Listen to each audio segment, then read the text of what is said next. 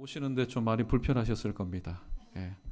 원래는 어제까지 공사가 마무리되어야 되는데 아마도 좀 연장이 된 것 같습니다. 불편함을 감수하고라도 이 자리에 오신 여러분에게 하나님께서 육신의 불편함을 충분히 또 커버하고도 넘을 수 있는 하나님의 평안함으로 오늘 또 되돌려 주시는 그런 귀한 은혜가 있기를 주님의 이름으로 축원합니다.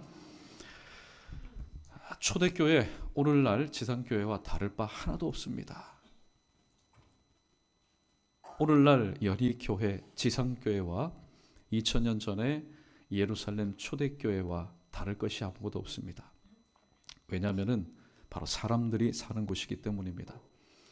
초대교회도 안에 여러 가지 일들로 인해서 시험당할 그런 일들이 참 많았고, 또 외부로 인하여서 외부로부터 오는 고난과 핍박과 억압으로 인하여서 참 어려운 일들이 많았습니다. 그러나 오늘 예루살렘에 있는 교회든지 안디옥에서 세워진 교회든지 로마에서 세워진 교회든지 복음이 들어간 지역에 세워진 하나님의 교회는 똑같이 약속이라도 한 듯이 바로 이것을 통하여서 교회 안팎에 일어난 모든 일들을 감당하고 극복하고 해결해 나갔다라는 말씀입니다. 오늘 특별히 사도행전 12장 1절로 12절에 기록된 어떻게 보면은 광맥입니다. 큰 광맥 속에 오늘날 우리 교회가 또 지상교회가 여러 가지 일들을 당했을 때에 어떠한 삶을 통해서 이것을 감당해야 되는지 그 광맥 가운데 하나님께서 숨겨주신 그 진리의 말씀 세 가지를 함께 나누고 은혜를 나누고자 합니다. 첫 번째, 교회의 유통기간은 사명을 다할 때까지라는 사실을 우리에게 교훈해 줍니다. 잠언 19장 21절에 보면은 사람의 마음에는 많은 계획이 있어도 오직 여호와의 뜻만이 완전히 서리라 라는 말씀이 나옵니다.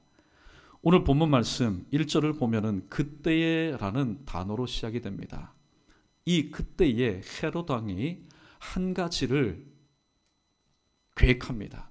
그 계획이 뭘까요? 바로 자기가 통치하고 있는 영역 안에서 예수 그리스도를 믿는 사람 중에 지도자급을 잡아서 죽이는 겁니다. 그럼 그때 도대체 무슨 일이 있었길래 오늘 이 헤롯 왕이 생뚱맞게 그 이전에는 하지 않았던 행동을 했을까요? 오늘 말씀 앞에 보면 11장 28절에 보면은 그 중에 아가보라 하는 한 사람이 일어나 성령으로 말하되 천하에 큰 흉년이 들리라 하더니 글라우디오 때에 그렇게 되니라. 이 말씀은 로마 시대, 로마 지역뿐만이 아니라 로마 통치권에 있는 모든 식민지 가운데 큰 흉년이 일어나게 될 것이야 예언을 했는데 그 예언이 현실이 되고 말았습니다. 그러니까 로마 지역뿐만이 아니라 지금 이 헤롯 왕이 통치하고 있는 그리스도인들이 살아가고 있는 팔레스타인 지역에도 큰 흉년이 일어났던 겁니다. 그 통치하는 사람들의 그 얄팍한 지도력이 뭡니까? 민심이 흉흉하다 보니까 어디에다 타켓을 삼아서 그 흉흉한 그 민심을 좀 안돈시킬 필요가 있었던 겁니다. 그래서 바로 그리스도인, 기독교, 자생한 이 기독교, 그리스도 교회의 바로 수장인 야고보를 잡아서 죽였습니다. 그런데 죽이고 나니까 자신의 선택이 옳았다라는 것이 증명이 되었습니다. 오늘 말씀 3절에 보면은 유대인들이 이 일을 기뻐하는 것을 보고 베드로도 잡으려 할세 때는 무교절 기간이라 라고 말씀합니다. 자, 야고보를 잡아서 죽이니까 유대인들이 평상시에 이 예수 그리스도로 인하여서 오늘 여러 가지 많은 어려움과 겉으로 드러내진 않지만 마음의 어려움이 있었던 이 유대인들, 사실 보면은 유대인들이 여러분 있겠습니까? 전면에는 유대인들이 나섰지만은 그 뒤에는 바로 사내들인 공의에 보이지 않는 실세가 있었습니다. 이들이 또한 기뻐하는 것을 볼 때에 옳거니 야고보를 죽였으니까 이제는 베드로를 잡아서 똑같이 처형을 하게 되면은 지금 흉년으로 인해서 민심이 흉흉한 것을 다 그리스도인들에게 돌리게 되면은 자기에게 돌아올 그 비난이 많이 감소될 것이라는 것을 생각했기 때문입니다. 오늘 이 헤롯 왕이 계획을 합니다. 마음으로 계획을 할 뿐만이 아니라 또 실행으로 옮겼습니다. 그러나 오늘 첫 번째 대제의 말씀처럼 교회의 유효 기간은 사명을 다할 때까지다.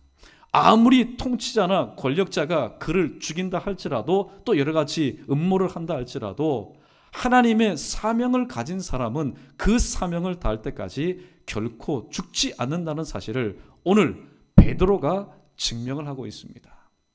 아프리카 선교를 나갔던 리빙스톤, 번역을 하면은 살아있는 돌이죠. 산돌. 이 리빙스톤이 한 말 아닙니까? 사명자는 그 사명을 다하기까지 죽지 않는다라고 말하고 있습니다. 구약시대 때 보면은 또 이 경우가 있습니다. 엘리야 선지자를 한번 보십시오. 엘리야 선지자가 열왕기상 19장에 보면은 그 갈멜산상에서 이 이방 선지자 850명과 싸워서 하나님의 하나님 되심을 드러내었습니다. 그런데 그 뒤에 이 이세벨이라는 사람의 그 수배령 그 소식을 듣고 심란하고 낙심이 되어서 저 광야로 들어가 한 로뎀 나무에 앉아서 하나님 앞에 어떻게 구합니까? 하나님의 하나님 되심을 하나님 불을 내려주십시오. 그게 아닙니다. 죽기를 하나님 앞에 간구합니다. 여러분, 아무리 교회가 또 하나님의 사람이 죽기를 간구한다 할지라도요, 오늘 죽을 수가 없습니다. 죽지 못합니다. 왜 그럴까요? 그에게는 하나님께서 남겨두신 사명이 있었기 때문입니다. 그 사명이 뭘까요? 예후라는 사람에게 기름을 부어서 이스라엘의 왕이 되게 하는 것이고, 또 자신의 자신의 다음 후계자인 엘리사에게 기름을 부어서 선지자를 삼아야 하는 사명이 있었기 때문에 오늘 이세벨로 인해서 수배령을 당하여 얼굴만 보이면은 즉각 죽임을 당할 수밖에 없었습니다. 그래서 이세벨 이방 여자의 손에 의해서 죽임을 당하는 것보다는 하나님께서 지금 나의 목숨을 거둬가시는 것이 더 좋겠습니다. 하나님께서 제거하지 않습니다. 허락하지 않습니다. 왜냐하면 그에게는 아직까지 남아있는 사명이 있었기 때문입니다. 여러분, 오늘 살아있는 것, 왜 여러분 살아있다고 생각하십니까? 내가 지금 숨쉬고 있으니까 살아있다고 생각하십니까? 그건 의학적으로는 맞는 말이에요. 틀린 말이 아닙니다. 숨쉬고 있으니까 내가 지금 살아있죠. 그러나 오늘 성경이 우리에게 말씀하시는 그 말씀의 깊은 뜻은 저와 여러분 우리에게도 비록 목사가 아니어도 좋습니다. 선교사가 아니어도 좋습니다. 직분자가 아니어도 좋습니다. 하나님께서 우리를 이 땅에 보내실 때에 오늘 우리를 통한 새벽마다 시간마다 기도하며 약속하신 말씀을 붙잡고 하나님의 뜻대로 살기로 발버둥 치는 우리를 향한 하나님의 그 사명이 있기 때문에 오늘 또 우리는 여러분 살아가고 있는 겁니다.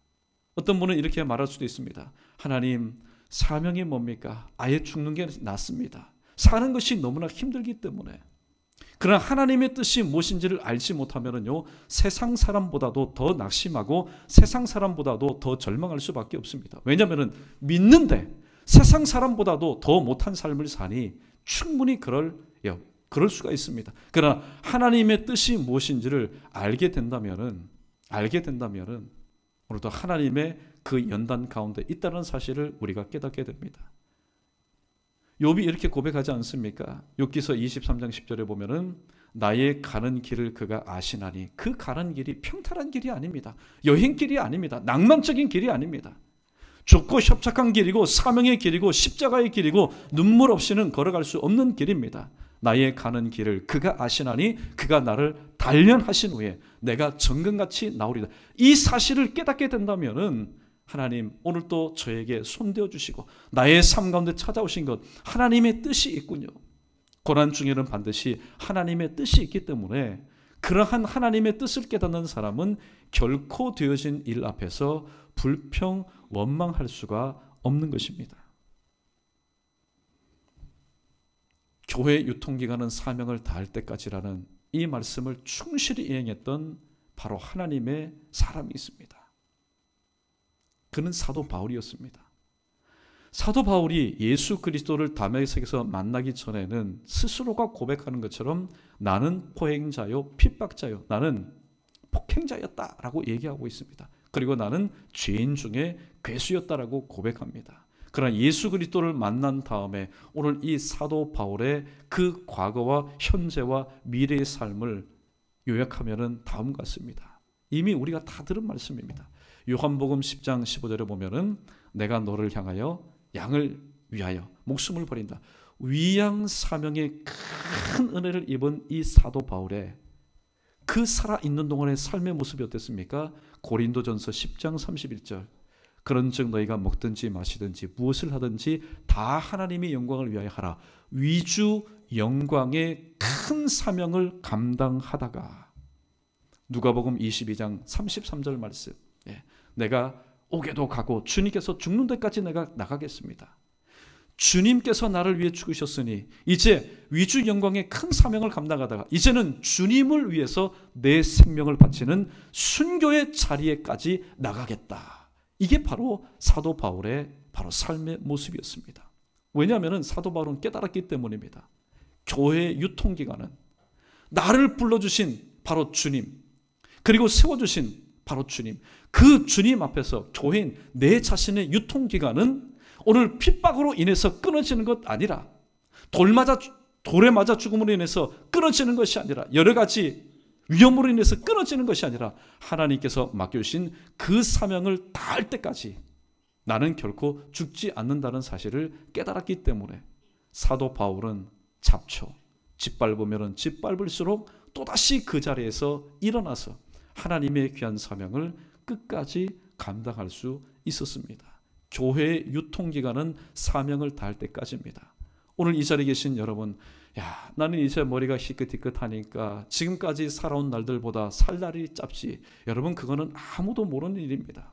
왜냐하면 오늘 또 내가 살아있는 것은 하나님의 사명을 감당해야 될 과제와 숙제가 여전히 남아있기 때문입니다. 내가 지금 아파도 내가 지금 무엇인가가 부족해도 오늘 또 내가 살아있는 것은 사명을 감당해야 될 숙제가 있음을 다시 한번 기억하시고 그러면 우리는 이렇게 물어봐야 됩니다. 하나님 오늘 말씀 들어보니까 위로가 됩니다. 그래요. 내가 지금 살아있는 것은 사명을 감당할 숙제가 있다고 하는데 하나님 그러면 내가 감당해야 될 과제가 무엇입니까? 내가 감당해야 될 사명이 무엇입니까? 여러분 저에게 물어보지 마십시오. 저 모릅니다. 하나님께 물어보십시오. 그러면 하나님께서 가르쳐 주실 것입니다. 단 하루를 살아도 목적이 분명하고 방향이 분명한 사람은 하루하루의 삶을 살 때도 힘이 있고 말을 할 때도 힘이 있고 또 모든 것을 감당할 때도 내게 능력 주시는 주님 안에서 모든 것을 이루어 하나님께 영광을 돌리게 될 줄로 믿습니다. 이러한 저와 여러분 우리 모두 되기를 축원합니다. 두 번째, 교회는 고난을 기도로 극복해야 한다는 사실을 오늘 말씀해 주고 있습니다. 시편 34편 19절에 보면은 의인은 고난이 많다고 얘기합니다. 의인은 고난이 많다고 얘기합니다. 그러면 고난 없는 삶을 살기 위해서 오늘 또 이 세상의 삶, 다시 여러분 나온 그 세상길로 여러분 가시렵니까? 아닙니다. 의인에게는 고난이 많다. 여러분 우리만의 이야기가 아닙니다. 이 이야기는 주님, 이 땅에 의인으로 오신 성육시가 하신 바로 예수님의 모습이었습니다. 예수님께서 이 땅에 오셨을 때 공생애를 시작하면서부터 영적으로 얼마나 많은 시험을 당하셨습니까? 그리고 얼마나 많은 영적인 파파라치인 바리새인과 서기관들에 의해서 일거수일투족을 감시당하면서 또 어렵고 힘든 그런 행보를 하셨습니까? 의인에게는 많은 고난이 있습니다. 마태복음 7장 14절 말씀처럼 의인이 걸어가는 길은요 모두들 힘겹게 즐겁게 노래 부르면서 즐기며 살아가는 그런 넓고 큰 길이 아닙니다. 좁고 협착한 길입니다. 어떻게 보면은 고개를 좌우로 돌릴 수 없는 오직 주님만을 바라볼 수밖에 없는 바로 그러한 길이기도 합니다. 요한복음 1장 5절의 말씀처럼 빛이 어둠에 비치되 빛이 그것을 어둠이 그것을 깨닫지 못하더라. 여러분께서 만약에 말씀을 전했을 때 동네 사람이나 혹은 여러분의 지인이 왜 그렇게 좋은 말씀을 이제 전합니까? 사람 너무나 야속하네. 그래서 밝게 웃는 모습으로 여러분이 증가하는 예수, 여러분이 증가하는 말씀을 듣는다면 세상 진짜 살만 날 겁니다. 그러니까 얼마나 공을 들였습니까? 때로는 물질로 공을 들이고 때로는 시간으로 공을 들이고 물질도 시간도 없으니까 마음으로 함께 늘 하였건만 변하는 것이 아무것도 없습니다. 세상이 그렇습니다. 세상 원망하지 마십시오. 세상은 원래 그렇습니다. 왜냐하면 빛이 어둠에 빛이 돼. 그 어둠이 깨닫지 못하기 때문입니다. 깨닫는다면은 여러분이 지금까지 수년 동안 수십 년 동안 기도했던 사람들 깨닫는다면은 바로 이 순간 가장 먼저 뛰어나와야 될 것이 어디입니까? 바로 이 자리일 겁니다. 이 자리에서 입술을 벌려서 눈물 콧물 흘리면서 나에게 이런 큰 은혜를 베풀어 주시고 영광 받기만을 지금까지 기다리셨는데 저는 내 길로 내 뜻대로 내 멋대로 살았습니다. 오늘 고백할 수밖에 없다라는 말씀입니다. 여러분, 고난은 무엇일까요? 저에게도 마찬가지고 여러분 우리 모두에게도 마찬가지입니다. 고난은 바로 하나님을 찾으라는 가장 좋은 신호가 바로 고난입니다. 왜요? 고난이 없으면은 우리 모두는 풍족하고 아무런 염려, 근심, 걱정이 없는 가운데 분명히 하나님은 오늘도 살아계시고 내 좌우 앞뒤에서 아니요 내 안에서 살아계신데 오늘 아무런 어려움이 없다 보니까 하나님이 계시는 줄 알지 못합니다. 기억하지 못합니다. 깨닫지 못합니다. 그 은혜 감사하지 못합니다. 그런 우리를 향해서 하나님께서 고난을 줍니다. 나를 찾으라고 좀 나의 존재를 알아달라고 하나님께서 우리에게 고난을 주십니다. 그래서 야고보서 5장 13절 상반절 말씀 우리 함께 읽어보겠습니다. 시작. 너희 중에 고난 당하는 자가 있느냐? 그는 기도할 것이요. 자막 안 떴습니까? 읽어봅니다. 시작. 너희 중에 고난 당하는 자가 있느냐? 그는 기도할 것이요. 아멘. 너희 중에 고난 당하는 자가 있느냐? 그는 기도할 것이요. 성경이 말씀합니다. 그 사실 사람이 고난 당하다 보면은요 머리를 가지고 있기 때문에 생각이 많아집니다. 내가 이 고난을 어떻게 극복해야 될까? 내가 이 고난을 어떻게 벗어나야 될까? 내가 이 고난을 어떻게 해야 될까? 이 머리 가지고 하는 게 뭡니까? 생각을 하는 겁니다. 그러나 오늘 성경은 말씀합니다. 너희 중에 고난 당하는 자가 있느냐? 그는 생각할 것이요. 그는 고민할 것이요. 그는 염려할 것이요. 그는 걱정할 것이요. 아닙니다. 따라해 봅니다. 그는 기도할 것이요. 고난 당할 때에 다른 것 없습니다. 기도가 상책이요. 기도가 최선의 방법입니다. 그래서 예수님께서는 마가복음 9장 29절에서 기도 외에는 이런 유가 나갈 수가 없다라고 말씀하셨습니다.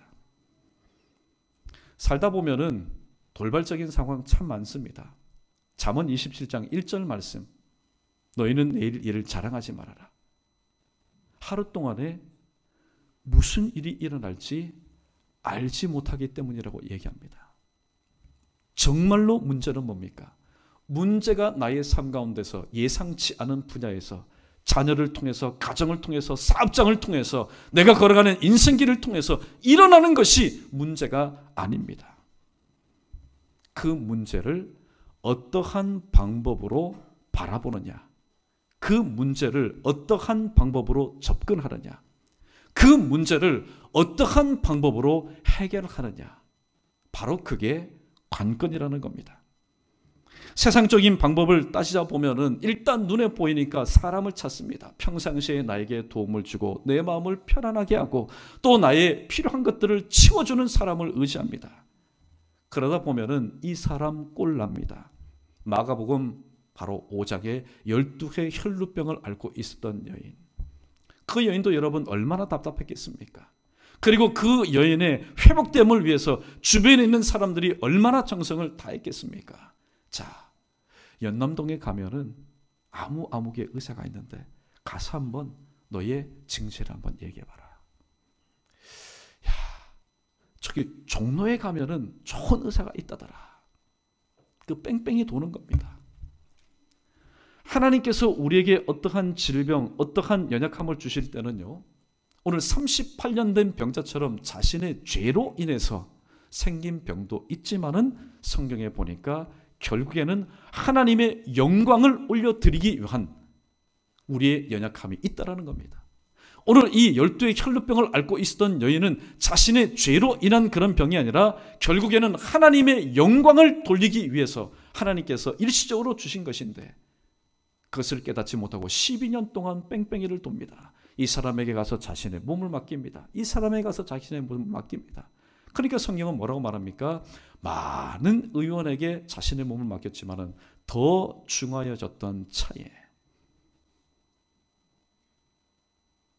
이 12의 혈루병을 앓고 있었던 여인의 문제는 12년 동안 앓고 있었던 그 혈루병이 문제가 아니라 그 혈루병을 고치기 위한 방법이, 접근이 잘못되었다라는 겁니다. 그러면 성경적인 방법은 무엇일까요?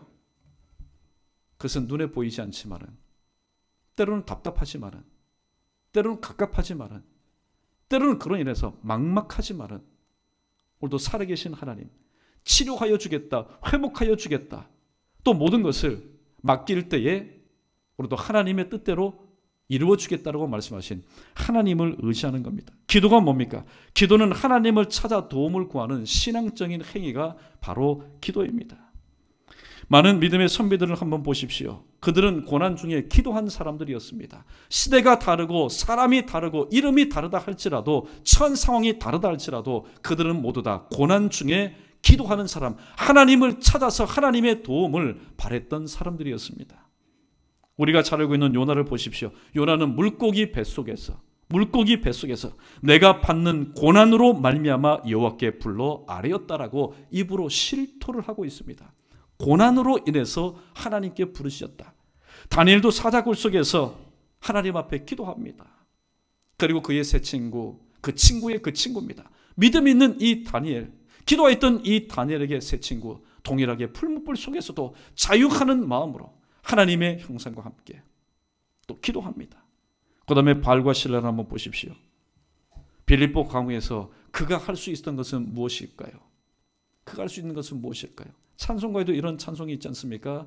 내가 할 수 있는 것은 오직 기도와 감사뿐. 그래서 그 빌립보 감옥에서 오늘 그가 할 수 있던 것은 하나님 앞에 기도하는 것, 그리고 하나님 앞에 감사의 찬송을 올리는 것밖에 없었습니다. 오늘 본문 말씀은 또 이런 각도에서 한번 살펴볼 수가 있습니다. 바로 교회 지도자 부제시에 일어난 긍정적인 모습을 우리에게 소개해 주고 있습니다.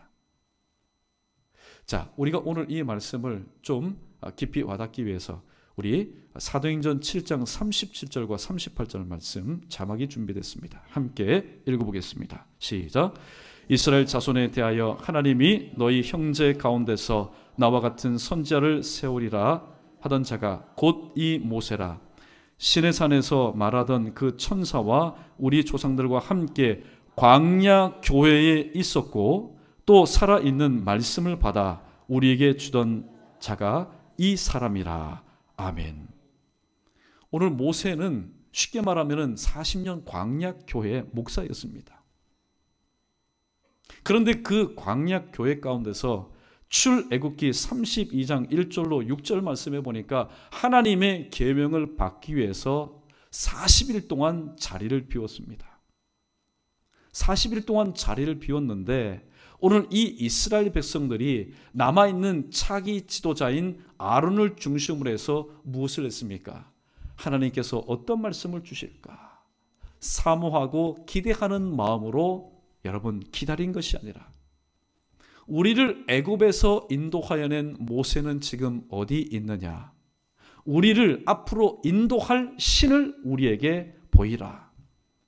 그때 이 아론이 모든 사람들에게 금을 거두어서 금송아지의 형상의 우상을 만들었습니다.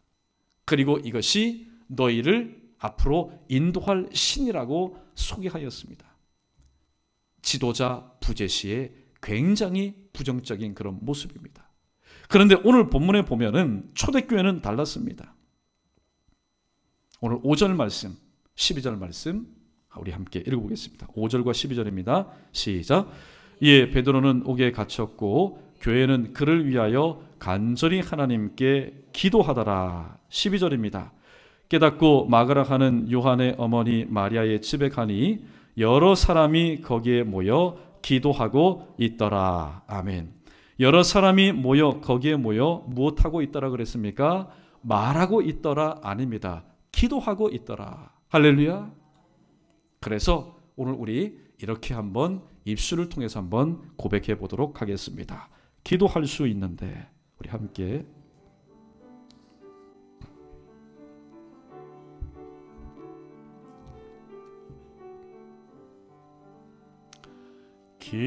기도할 수 있는데 왜 걱정하십니까? 기도하면서 왜 염려하십니? 기도할 수 있는데 기도할 수 있는데 왜 실망하십니까? 기도하면서 왜 방황하십니? 주님 앞에 무릎 꿇고 주님 앞에 무릎 꿇고 간구해 보세요. 마음을 정결하게 뜻을 다하여 기도할 수 있는데 왜 걱정하십니까? 기도하면서 왜 염려하십니까? 할렐루야. 여기서 우리는 놀라운 현상이 한 가지 있음을 발견하게 됩니다. 오늘도 교회이기 때문에 때로는 하나님께서 허락하시는 테스트, 시험이 있습니다. 때로는 마귀가 유혹하는 시험이 있습니다. 템테이션. 마귀가 유혹하는 것, 하나님의 말씀과 기도로 물리치면 됩니다.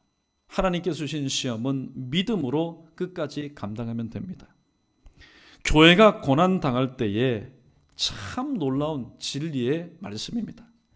교회가 고난당할 때에 기도하면은요, 교회가 고난당할 때 기도하면은 오늘 교회는 진흙덩어리와 같이 똘똘 뭉칩니다. 기도할 때에 성령께서 기도하는 각자의 마음을 연결시켜 주시기 때문입니다.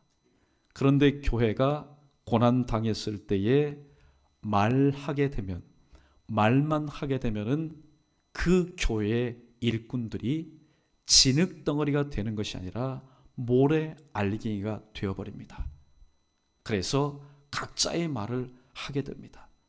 분명히 우리 연희교회, 지상교회의 사공은 주님 한 분이신데 교회가 기도하면은 노를 젓는 모든 뱃사공이, 모든 노 젓는 사람들이 한마음 한뜻이 되어서 오늘 또 일심으로 바로 이 고난에 그 모든 것을 뚫고 나갑니다. 그러나 고난당했을 때에 그 고난의 현장에서 말만 하게 되면은 모래 알갱이가 됩니다.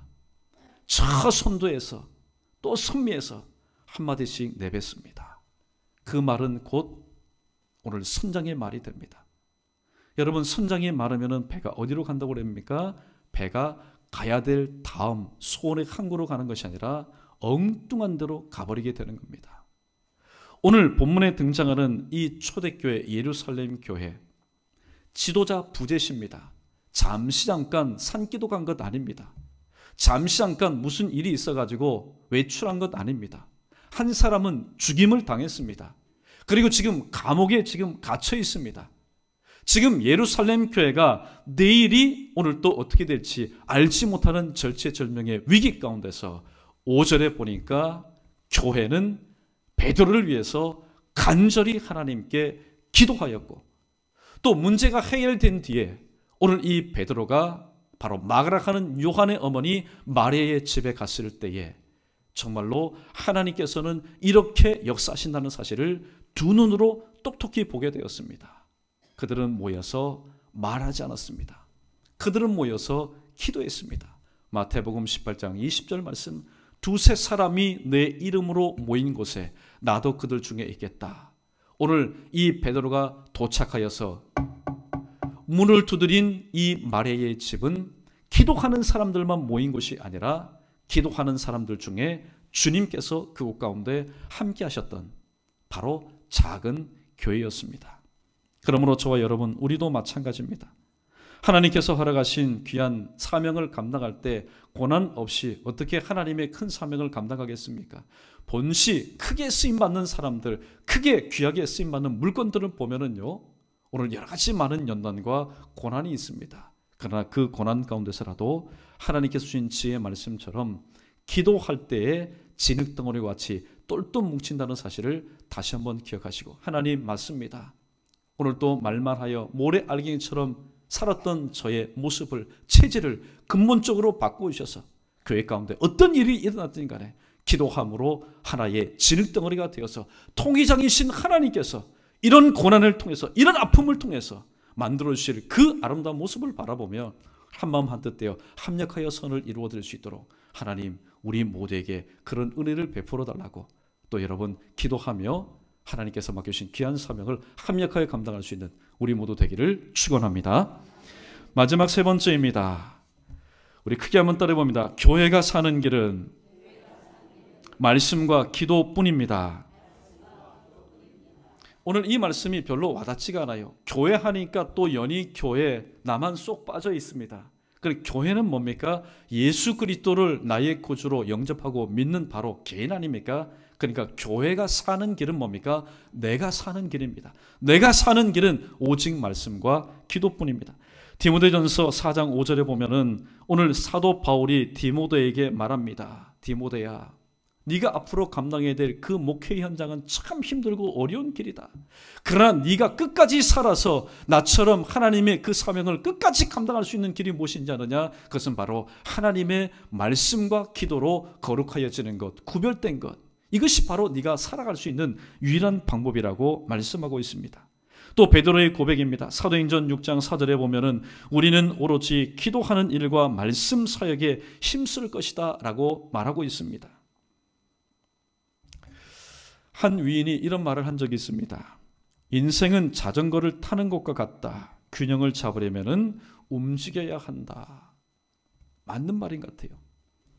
인생은 자전거를 타는 것과 마찬가지인데, 왜냐하면은 오늘 균형을 잡으려면은 움직여야 하기 때문입니다.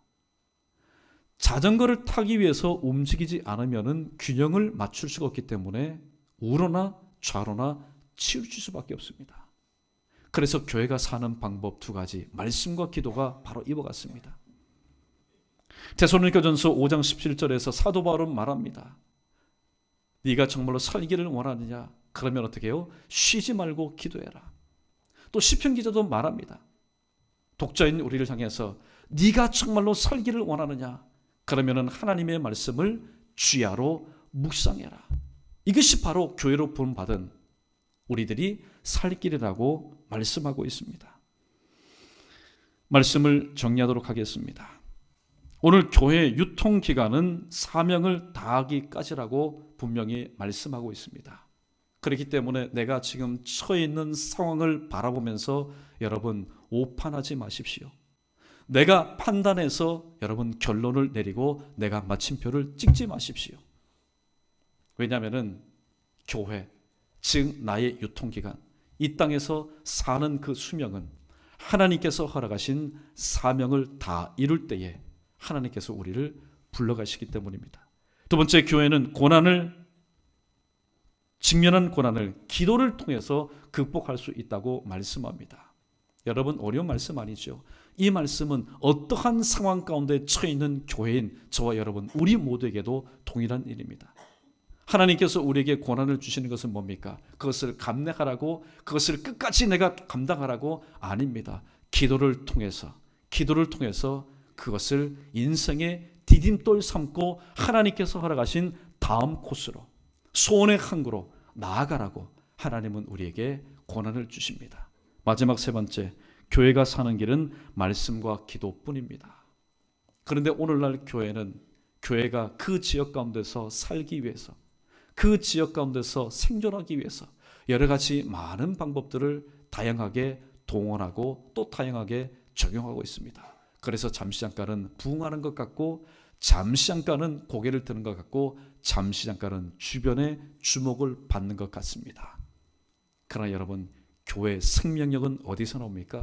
그것은 바로 하나님의 말씀을 생명의 말씀으로 먹고 그 말씀을 소화하기 위해서 하나님 앞에 기도할 때에 교회의 생명력은 유지된다는 사실을 이미 주님께서 본을 보이셨고, 사도 바울이 본을 보여주셨고, 그리고 오늘 본문 말씀에 보니까 초대교회, 고난 당하고 있는 초대교회, 하나님의 약속의 말씀을 붙잡고 기도할 때에 엄청나게 오늘 또 시험 당하고 또 뿔뿔이 흩어질 수밖에 없었던 이 절체절명의 위기의 순간을 말씀과 기도를 통해서 온전히 감당할 수 있었습니다. 그때 그 예루살렘 교회 가운데 그들의 기도를 들으시고 역사하신 하나님, 오늘 우리 연희교회 기도를 들으시고 우리에게도 똑같은 은혜 베풀어 주실 줄로 믿습니다. 기도합니다.